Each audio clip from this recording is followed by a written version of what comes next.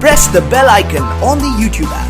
And good evening, welcome to Homeo Vision India first live patient consultation clinic. और आज मैं live clinic ले रहा था, तब बहुत सारे मेरे सब्सक्राइबर बोल रहे थे कि सर एटेक्सिया के बारे में बताइए, एटेक्सिया की डेफिनेशन क्या है, एटेक्सिया के कॉजेस क्या है, एटेक्सिया का इन्वेस्टिगेशन कैसे करते हैं, कैसे पहचानते हैं कि पेशेंट को एटेक्सिया है। तो जब मैं लाइव क्लिनिक ले रहा था तो इतनी डिटेल में बात नहीं हो पाती है, बहुत सारे क्वेश्चंस भी आते हैं। तो आज का टॉपिक है एटेक्सिया, और मैं बताऊं बहुत लोगों को अगर आपको फायदा देना है तो मुझे थैंक यू ना बोल के लोगों तक इस वीडियो को फॉरवर्ड करेंगे। पहले खुद चैनल को सब्सक्राइब करें, लाइक बटन क्लिक करें, उसको बेल आइकन को प्रेस करें और लोगों तक ये अपना शेयर कर सकते हैं। तो मैं लाइकोमा के बारे में बहुत चीजें बता चुका हूं, आज मैं एटेक्सिया के बारे में बताऊंगा। तो एटेक्सिया एक गतिभंग की प्रॉब्लम होती है, हिंदी में गतिभंग बोलते हैं। ये एक न्यूरोलॉजिकल डिसऑर्डर है और एलोपैथिक में जितने भी न्यूरो फिजिशियंस हैं ऑल ओवर इंडिया वर्ल्ड में, उन सभी का कहना है कि कोई परमानेंट क्योर नहीं है इसका कोई सिम्टोमेटिक ट्रीटमेंट भी नहीं है, सिर्फ हम लोग सप्लीमेंट दे सकते हैं। तो आज एटेक्सिया में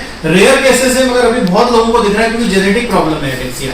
तो एटेक्सिया में जो केसेस मेरे पास आए हैं, कॉमन सिम्टम्स हैं, इसे लेक ऑफ वॉलंटरी कोऑर्डिनेशन की वजह से प्रॉब्लम होती है। एटेक्सिया की में सबसे बड़ी प्रॉब्लम होती है lake of coordination of muscles during voluntary movement. जो हमारे वॉलंटरी मूवमेंट्स होते हैं, जो हमारे वश में होते हैं। इनवॉलंटरी मतलब जो हमारे वश में नहीं है। अगर मैं आपको कुछ फेंक के मारूंगा तो एकदम जो रिफ्लेक्स एक्शन होगा वो इनवॉलंटरी होगा, मगर जो काम हम करते हैं, हाथ हिला रहे हैं, फेशियल एक्सप्रेशन, जो हमारी फिजिकल जनरल, ये सभी वॉलंटरी एक्शंस होते हैं। एटेक्सिया के केस में ये lake of coordination of voluntary muscles, voluntary movements की वजह से एटेक्सिया होता है। और जो एक पार्ट होता है, ब्रेन का एक पार्ट होता है जिसको हम सेरिबेलम बोलते हैं।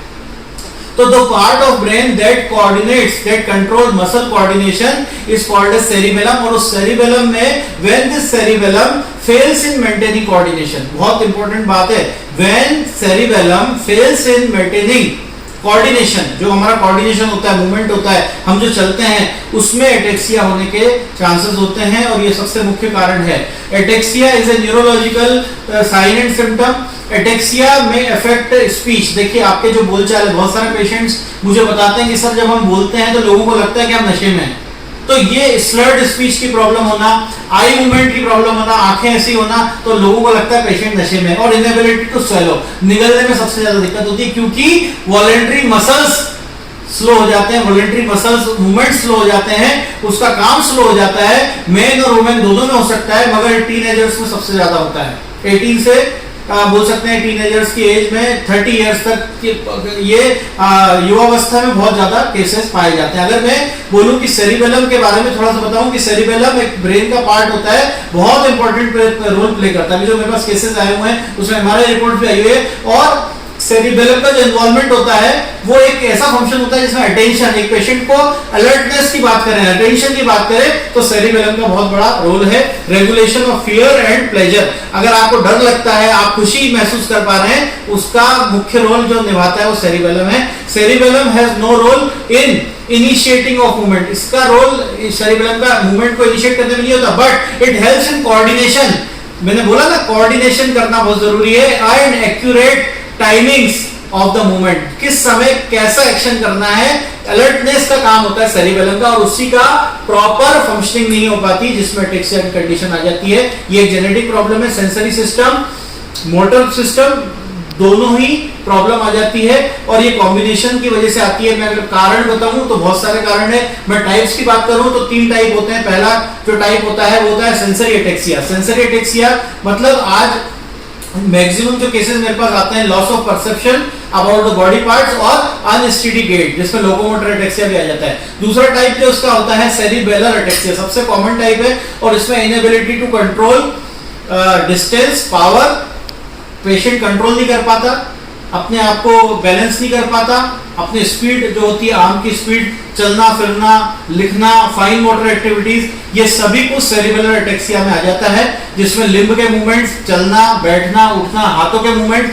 ये सभी डिस्टर्ब हो जाते हैं। ट्रेमलिंग टाइप की होने लगती है, हाथ कब कपाते हैं, चाय का कप पकड़ेगा, खाने का कुछ ग्लास में पानी पिएगा, खाएगा, तो ये सब स्लर्ड स्पीच भी सेरिबेलर एटेक्सिया के अंतर्गत आ जाती है। और तीसरा जो होता है वेस्टिबुलर एटेक्सिया, जैसे कि नाम से ही आप समझ पाएंगे। वेस्टिबुलर एटेक्सिया में इंपेयरमेंट होती है इनर ईयर में, causing vestibular ataxia.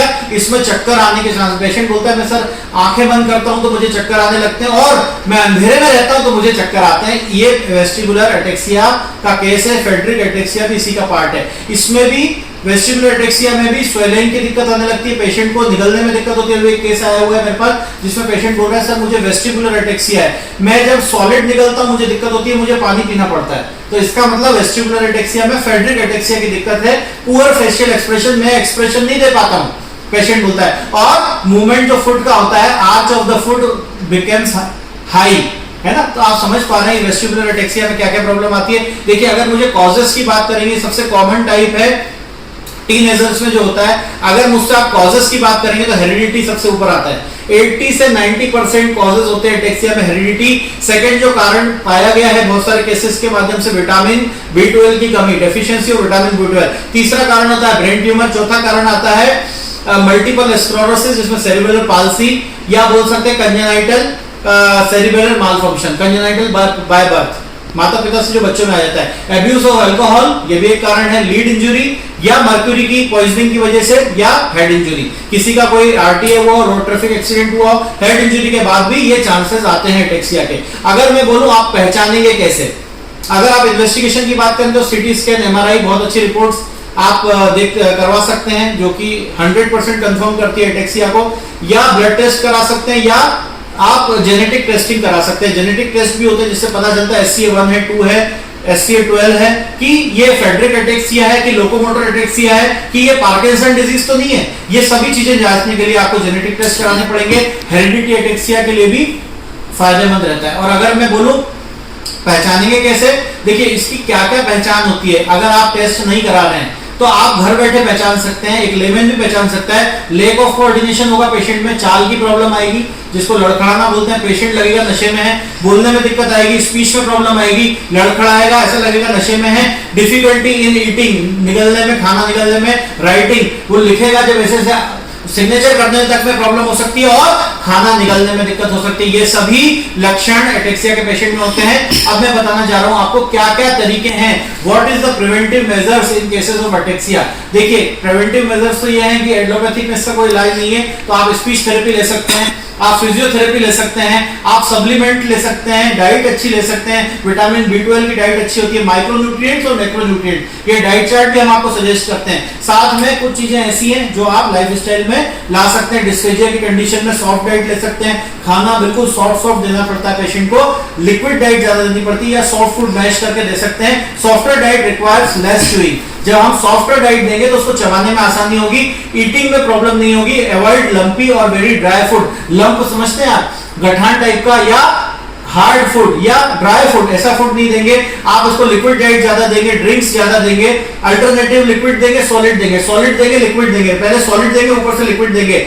Each meal जो भी वो खाएगा उसको दिन में इंस्टॉलमेंट में खाना देंगे, ज्यादा एक बार में ज्यादा खाना नहीं खा पाएगा पेशेंट। पोस्चरल और एटमॉस्फेयर चेंजेस करेंगे, उसका थोड़ा हाव भाव चेंज करेंगे, उसका मूवमेंट चेंज करेंगे। देखिए मूवमेंट बहुत जरूरी है, बेड सोर की प्रॉब्लम आ जाती है। अगर एक बार पेशेंट बेड पे आ गया बहुत लंबे समय तक बेड पे, तो बेड सोर की प्रॉब्लम भी आ सकती है। प्रोग्नोसिस क्या है, there is a variation in life. अब मेरा एक पेशेंट पूछ रहा था सर इसकी क्या प्रोग्नोसिस है, इसकी लाइफ स्पेन कितनी रहती है। There is a variation in the life expectancy, early death in common, बहुत लोगों में डेथ भी हो जाती है, रिस्की केस है। अगर मैं बोलूं रिस्क फैक्टर क्या क्या होते हैं, देखिए किस किस पेशेंट में ज्यादा, डायबिटीज वालों को ज्यादा प्रॉब्लम हो जाती है, काइफोसिस के लिए, लिम्फोमा में, स्क्लेरोसिस में, रिकरिंग लंग इन्फेक्शन वाले पेशेंट में, और जिनका मूवमेंट प्रॉब्लम होती है, जो लोग नहीं मूव कर पाते। अगर मैं होम्योपैथिक की अप्रोच की बात करूं, बहुत अच्छी मेडिसिन हमारे मॉडर्न होम्योपैथिक में है। देखिए आप भी जानते हैं, इतने ज्यादा आप लोग जब रिसर्च कर रहे हैं देख रहे हैं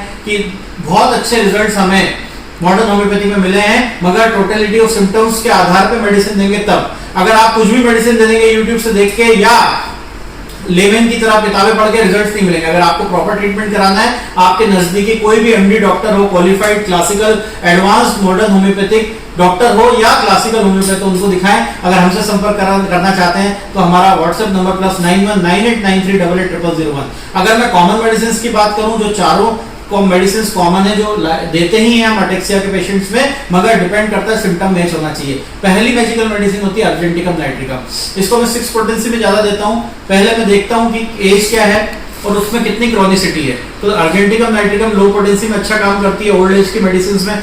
एलुमिना अच्छी मेडिसिन है। साथ में फास्फोरस देते हैं जब आई में कुछ ब्लड विजन होने लगे।